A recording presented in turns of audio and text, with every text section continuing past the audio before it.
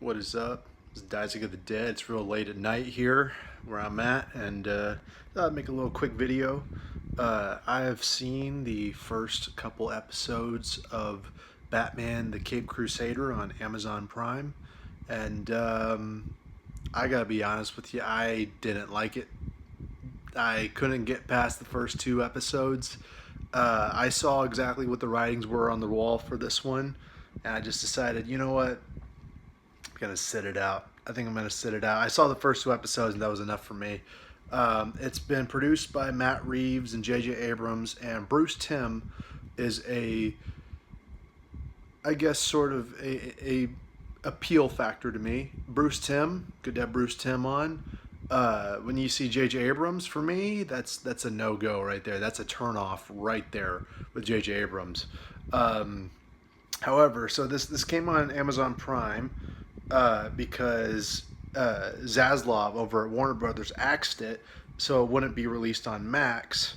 So they decided to sell it off to Amazon Prime. They dropped all 10 episodes on one night.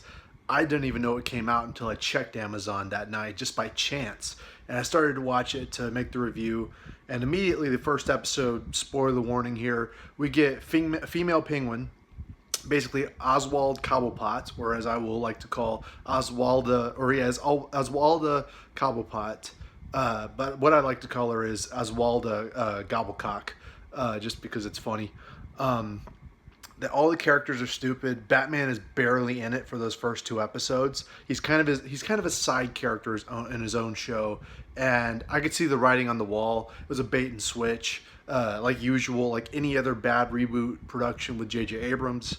It's just another typical bait and switch. The look of Batman isn't terrible for like the 1930s aesthetic, but Renee Montoya is stumpy and fat and also annoying. Barbara Gordon, race swapped. Jim Gordon, race swapped. Penguin, gender swapped. Harley Quinn, race swapped. And I didn't even get to the Harley Quinn episode yet, right? Like, I wasn't even going to bother once I saw the trailer. But since I've seen the first two episodes now, I'm just like, God, whatever.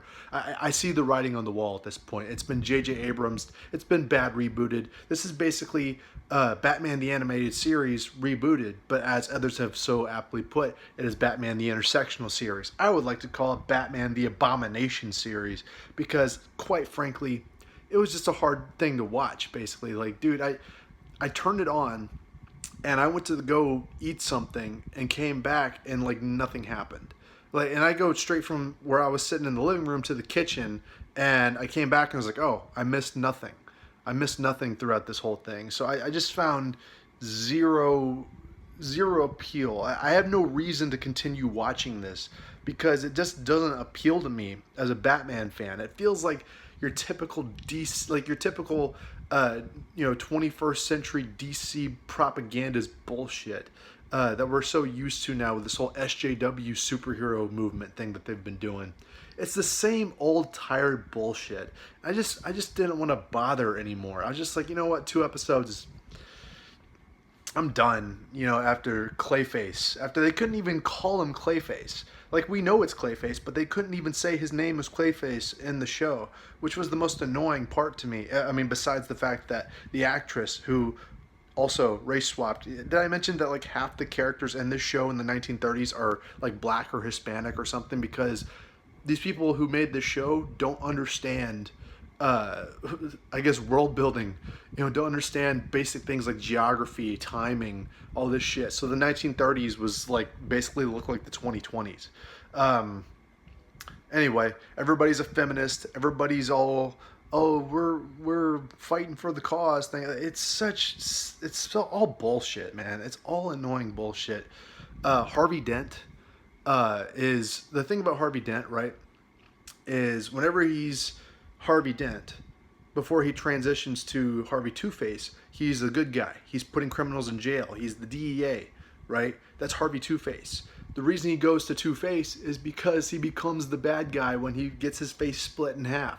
That's the whole point of Harvey Two Face. Here, before he gets his face split in half, he's just an asshole the entire time. He's a misogynist, he's a sexist, he's a racist, all this shit. So basically, he's just Harvey One Face the whole time. but not that it really mattered to these fucking freaks who made this show.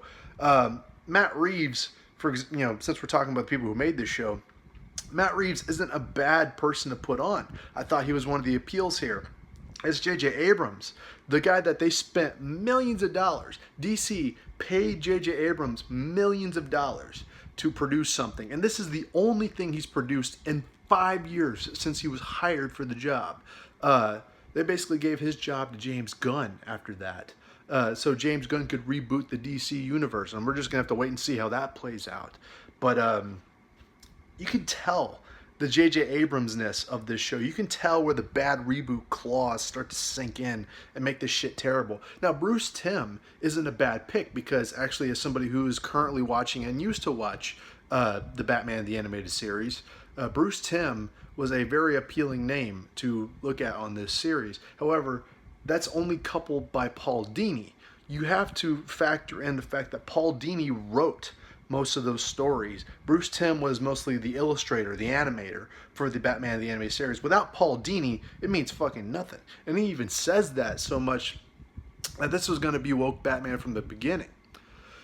So yeah, I really don't have much more to say about this show other than you can just feel the intersectional with J.J. Abrams-ness of all of it. Just the bad reboot, SJW woke bullshit, even from the beginning, even the first 2 episodes, when they decided to gender swap Penguin into Oswalda Cobblecock, or whatever her name was.